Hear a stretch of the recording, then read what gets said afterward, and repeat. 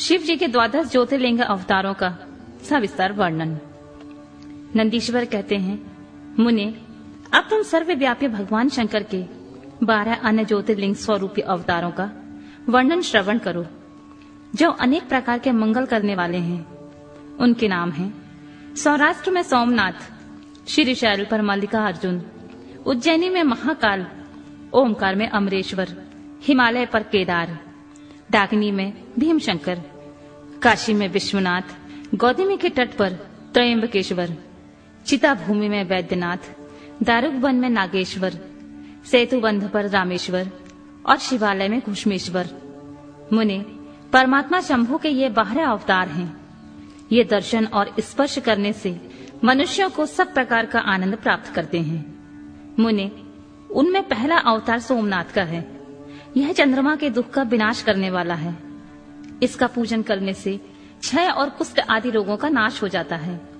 यह सोमेश्वर नामक शिवा अवतार सौराष्ट्र नामक पावन प्रदेश में लिंग रूप से स्थित है।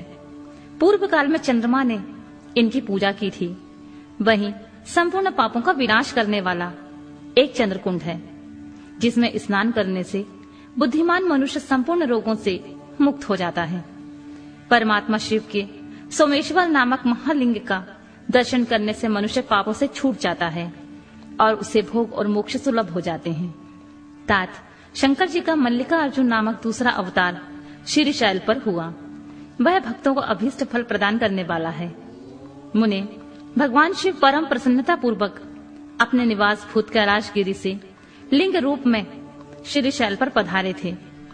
पुत्र प्राप्ति के लिए इसकी स्तुति की जाती है। मुने, यह जो दूसरा ज्योतिर्लिंग है, वह दर्शन और पूजन करने से महासुखकारक होता है और अंत में मुक्ति प्रदान करता है। इसमें तनिक भी संशय नहीं है। तात शंकर जी का महाकाल नामक तीसरा अवतार उज्जैनी नगरी में हुआ। वह अपने भक्तों की रक्षा करने वाला है। एक बार रत्नमाल निवासी दूषण नामक असुर, जो वैदिक धर्मों का विनाशक, विप्रद्रोही तथा सब कुछ नष्ट करने वाला था, उज्जैनी में जा पहुंचा। तब वेद नामक ब्राह्मण के पुत्र ने शिव जी का ध्यान किया। फिर तो शंकर जी ने तुरंत ही प्रकट होकर हुंकार द्वारा उस असुर को भस्म कर दिया।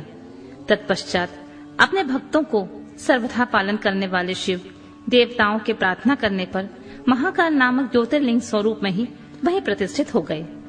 इन महाकाल नामक लिंग का प्रयत्न पूर्वक दर्शन और पूजन करने से मनुष्य की सारी कामनाएं पूर्ण हो जाती हैं और अंत में उसे परम गति प्राप्त होती है। परम आत्मबल से संपन्न परमेश्वर शंभु ने भक्तों को अभीष्ट फल प्रदान करने वाला ओमकार नामक चौथा अवतार धारण किया। मुने, विंध्यगिरि ने भक्ति पूर्वक विधि विधान से शिव जी का पार्थिव लिंग स्थापित किया। उसी लिंग से विंध्य का मनोरथ पूर्ण करने वाले महादेव प्रकट हुए।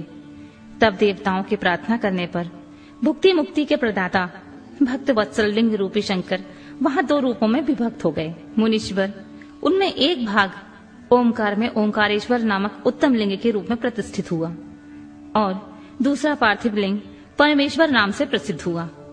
मुनि, इन दोनों में से जिस किसी का भी दर्शन पूजन किया जाए, उसे भक्तों की अभिलाषा पूर्ण करने वाला समझना चाहिए। महामुनि, इस प्रकार मैंने इन दोनों महादिव्य ज्योतिर्लिंग का वर्णन सुना दिया। परमात्मा शिव के 5वें अवतार का नाम है केदारेश। वह केदार में ज्योतिर्लिंग रूप में स्थित है। मुने, वहां श्री हरि के जो नर नारायण नामक अवतार हैं, उनकी प्रार्थना करने पर शिव जी हिमगिरी के केदार शिखर पर स्थित हो गए। वे दोनों उस केदारेश्वर लिंग की नित्य पूजा करते हैं। वहां शंभु दर्शन और पूजन करने वाले भक्तों को अभीष्ट प्रदान करते हैं। तात सर्वेश्वर होते हुए भी शिव इस खंड के विशेष रूप से स्वामी हैं। शिव जी का यह अवतार संपूर्ण अभीष्टों को प्रदान करने वाला है। महाप्रभु शंभु के 6ठे अवतार का नाम है भीमशंकर। इस अवतार में उन्होंने बड़ी बड़ी लीलाएं की हैं और भीमासुर का विनाश किया है। कामरूप देश के अधिपति राजा सुदक्षिण शिव जी के भक्त थे। भीमासुर उन्हें पीड़ित कर रहा था। तब शंकर जी ने अपने भक्त को दुख देने वाले उस अद्भुत असुर का वध करके उनकी रक्षा की। फिर राजा सुदक्षिण की प्रार्थना पर स्वयं शंकर जी डाकिनी में भीमशंकर नामक ज्योतिर्लिंग स्वरूप में स्थित हो गए। मुने, जो समस्त ब्रह्मांड स्वरूप तथा भोग मोक्ष के प्रदाता हैं, वह विश्वेश्वर नामक 7वां अवतार काशी में हुआ। मुक्तिदाता सिद्ध स्वरूप स्वयं भगवान शंकर अपनी पूरी काशी में ज्योतिर्लिंग स्वरूप में स्थित हैं। विष्णु आदि सभी देवता, कैलाशपति शिव और भैरव नित्य उनकी पूजा करते हैं। जो काशी विश्वनाथ के भक्त हैं और नित्य उनके नामों का जप करते हैं, वे कर्मों से निर्लिप्त होकर कैवल्य पद के भागी होते हैं। चंद्रशेखर शिव का जो त्र्यंबक नामक 8वां अवतार है, वह गौतम ऋषि की प्रार्थना करने पर गौतमी नदी के तट पर प्रकट हुआ था। गौतम की प्रार्थना से उन मुनि को प्रसन्न करने के लिए शंकर जी प्रेम पूर्वक ज्योतिर्लिंग स्वरूप में वहां अचल होकर स्थित हो गए। अहो, उन महेश्वर का दर्शन और स्पर्श करने से सारी कामनाएं सिद्ध हो जाती हैं। तत्पश्चात मुक्ति भी मिल जाती है। शिव जी के अनुग्रह से शंकर प्रिय परम पावनी गंगा गौतम के स्नेहवश वहां गौतमी नाम से प्रवाहित हुई।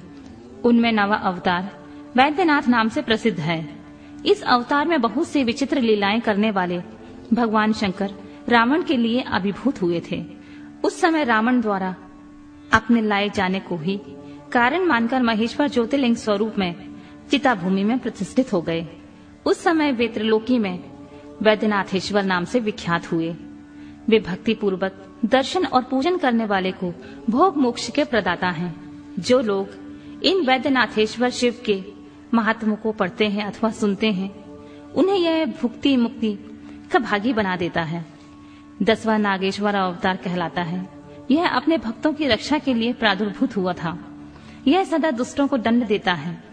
इस अवतार में शिव जी ने दारुक नामक राक्षस को, जो धर्मघाती था, मारकर वैश्यों के स्वामी अपने सुप्रिय नामक भक्त की रक्षा की थी।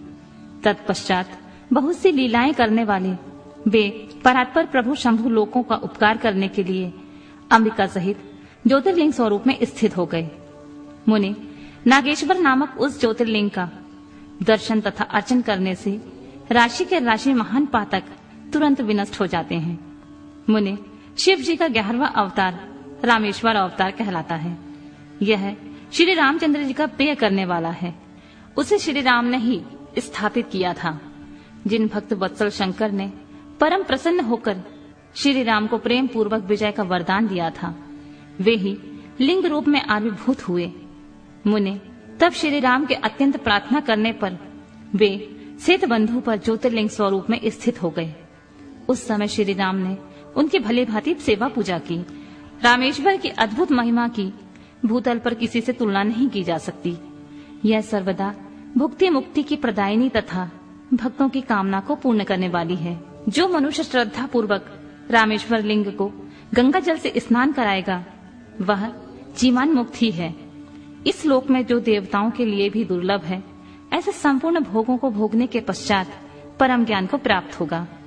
फिर उसे कैवल्य मोक्ष मिल जाएगा।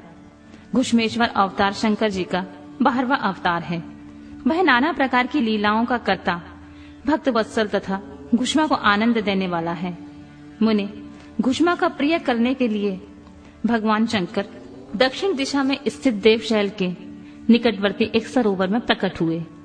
मुने घुष्मा के पुत्र को सुहेदा ने मार डाला था। उसे जीवित करने के लिए घुष्मा ने शिव जी की आराधना की। तब उनकी भक्ति से संतुष्ट होकर भक्त वत्सल शंभु ने उनके पुत्र को बचा लिया। तदनंतर कामनाओं के पूरक शंभु घुष्मा की प्रार्थना से उस तड़ाक में ज्योतिर्लिंग स्वरूप में स्थित हो गए। उस समय उनका नाम घुष्मेश्वर हुआ।